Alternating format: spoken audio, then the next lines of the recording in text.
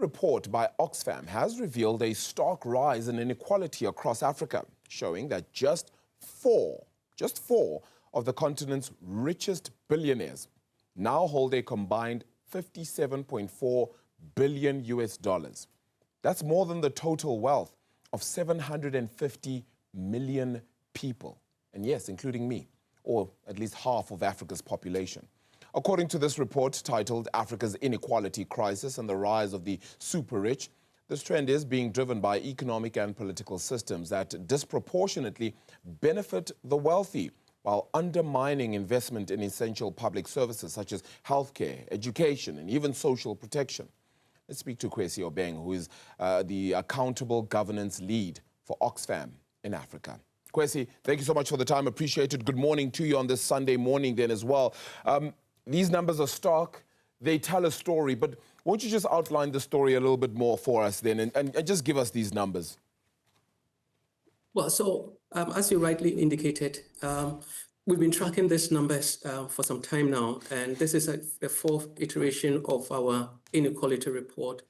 As you rightly indicated at the start of the conversation, just four of the wealthiest men, and the emphasis is on the men, own more than half of the wealth of the continent.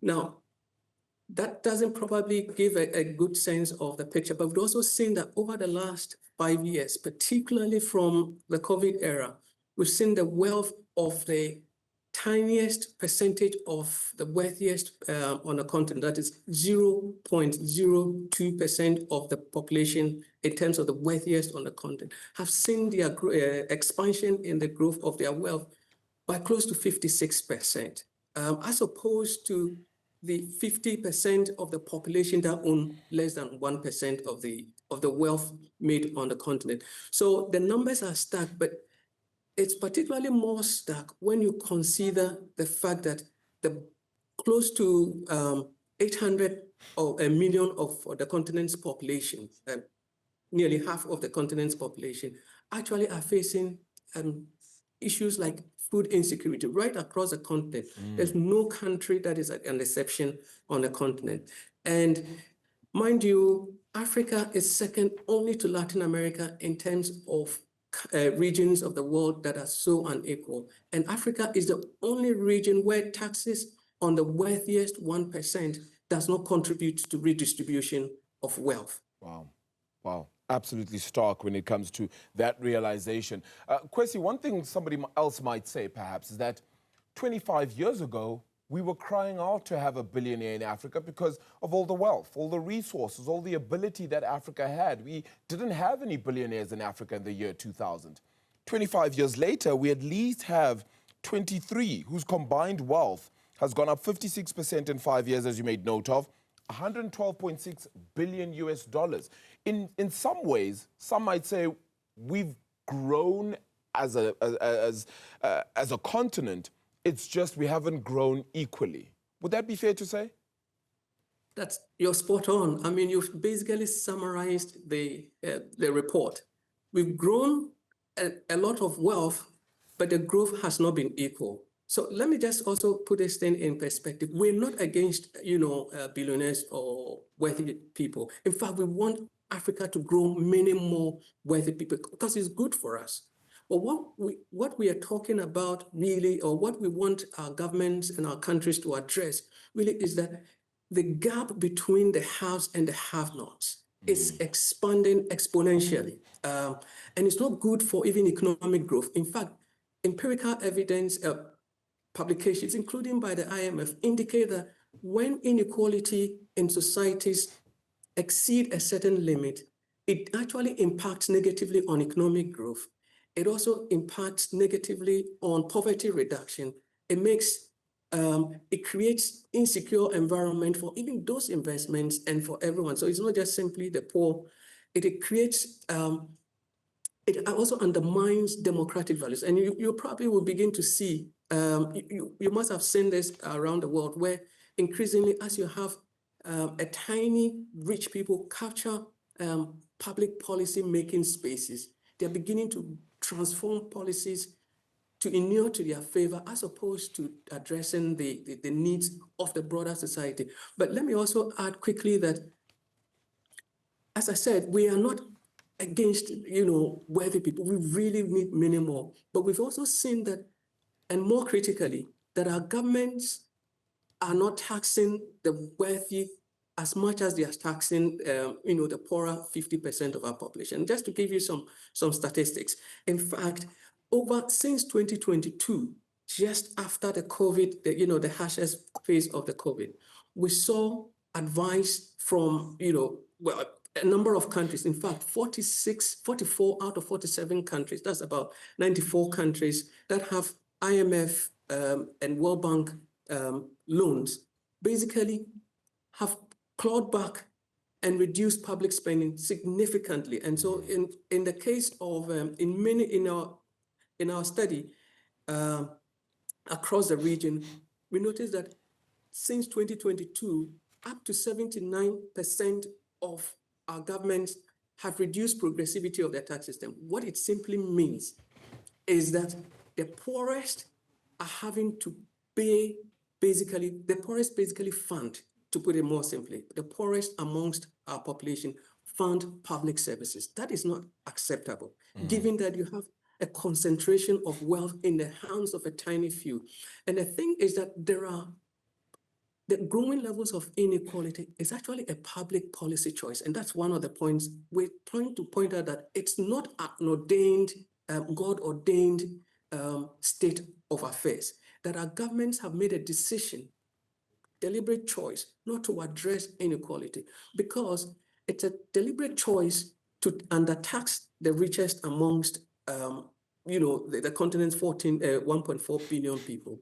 And then you have the poorest having to fund public services. And mind you, public services are critical to every one of us. Yeah. Education, healthcare, and social protection. And I think COVID exposed the underinvestment in these critical areas, education, so that the poorest 50% couldn't have their children educated during COVID because their schools were just simply not prepared to deal with disruptions. Yeah. Same with healthcare, and also same with social protection. So what we are suggesting is that there are ways our governments can actually begin to tax properly, progressively, to raise and to allow and to let the richest amongst us contribute their fair share of the taxes. Yeah.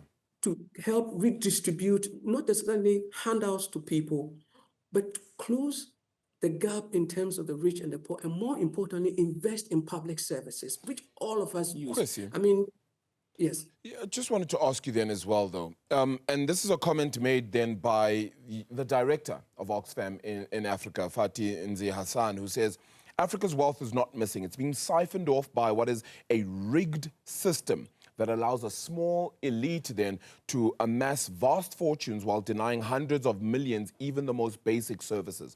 It's what you've just been alluding to, right, and just been speaking about, that it's investing in those basic services that is ultimately needed.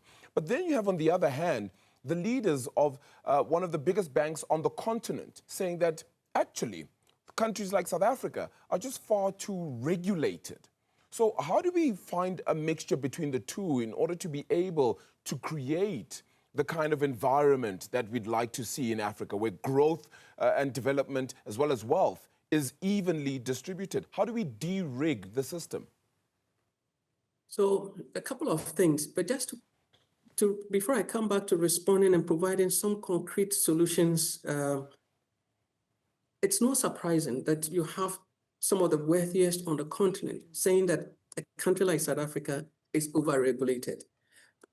Part of the reason for which we're here is because of the deregulation and the over-liberalization that the structural adjustment policies of the 80s and the 90s imposed by the IMF and the World Bank basically ripped the books, such that companies, for example, don't necessarily, for example, have to contribute to their fair share of taxes to the national kitty. So I'll give you specific examples. If you look at the international financial architecture as it stands, and African Union and African countries have been pushing for a UN tax convention Why? Essentially because post-1945, right down to the structural adjustment era, there's been a particular type of international financial architecture that basically deprioritizes the interests of African countries.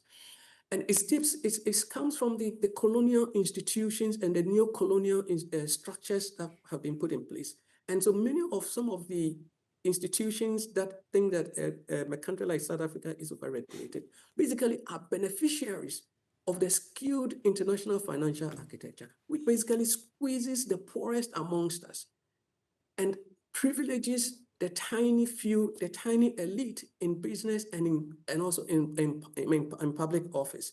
So what we are simply saying is that we want Africa to grow its wealth. We want Africa to have many more billionaires, but we want the richest amongst us to contribute their fair share of taxes and to address the gaps. So just because he's coming from industry, in fact, many studies, including again from Oxfam, but then also from IMF and the World Bank and OECD, indicate that when companies are looking to invest in a country, tax incentives are not, it's not among the top 5 elements they look out for. What they look out for is whether the country is democratically or at least stable, politically and economically stable. They have the requisite manpower. They have the basic infrastructure that can accommodate the investment. Tax incentives, it's a distant seventh. And yet, year in, year out, we continue to have our government give unnecessary and over-generous tax incentives to very rich companies that are even richer than most economies on the continent. So those are a waste of money. What we are suggesting is that companies that exploit even the international financial architecture to actually shift the profits they make in our economies into tax havens like the Cayman Islands and the Mauritius of this world, and the Denvers of this world, as well as the Netherlands. One should just simply contribute their fair share, and our government should invest this in the provision of good quality public services that can close the gap, that can minimize the pressure and the weight of burden on the poorest amongst. And just to give you one additional statistic, in fact, as we speak, more than half of the tax revenues raised in Africa come from consumption taxes. Consumption taxes are essentially taxes like VAT. Yeah. So, and we know that across Africa, food and transport constitute the biggest chunk of the poorest segment of our society's budget. Now, if you place VAT on food and transport, so what it essentially means is that you are forcing the poor to pay even more for basic services. And we think that that is not fair, but there are solutions. I'll give you just a couple of examples. If you take a country like Morocco, but also South Africa, they tax properties. And in the case of Morocco, 1.5% of the country's GDP comes from property taxation. In South Africa, it's about 1.2% of the country's GDP. Now, if all African countries matched Morocco's 1.5, we could raise close to $66 billion annually to invest in, let's say, just basic healthcare for our country, our continent. We could build close to 500 modern hospitals each year across the continent. Can you imagine the transformation in the healthcare across our country, our continent? And yet, essentially, most African countries raise less than 0.1% of their GDP from property taxes. And who are the ones who own the properties? Yeah. Wow. Kwesi, it's really a fascinating story. And the one issue I always have with this conversation is that the theory sounds great, but it feels as though the practical is never implemented. And that's why we find ourselves in the current situation we're in. And I certainly hope that this sparks more than just a debate, but actually sparks action. And as you said, maybe greater regulation if need be, in order to be able to sustain not just the continent, but everyone who gets from it. Can I just make one more point? Sure, please, very quickly. Yeah, so sure. it's really not about even the regulation. It's about implementing what even exists already. Many countries do have regulations on property taxes, but they're just simply not taxed. I'll give you one last example. In Sierra Leone, one of the smallest countries on the continent, the city the city of Freetown, basically in 2018 reevaluated their property taxes. And basically from the review, the evaluation, they basically pull down the taxes on the bottom 20% valuable, least valuable properties. And then through that, they also observed that the top 25% they realized that they actually doubled, and if to the point of quadrupling the wealth or the taxes raised from 25% of the most valuable properties. Today, they are contributing close to 70% of property taxes. So what I'm suggesting is that there are ways our governments can actually go about this, and not necessarily punitively, because all we're saying is that every part of society must contribute their fair share. And I think that we want our continent to play an active part in the global space, particularly in the 21st century, just so that we're not left behind and we can carry everyone along with us. No country across the continent is able to meet the Sustainable Development Goals. Why? Because our governments say they don't have resources, and yet we continue to pump tax revenues to fund expensive debt that tends to go to the north of the global north. So there are solutions that we can actually implement at the moment. We don't have to look too far. Kwesi, appreciate the time. Thank you so much for it. Appreciate you joining us as well.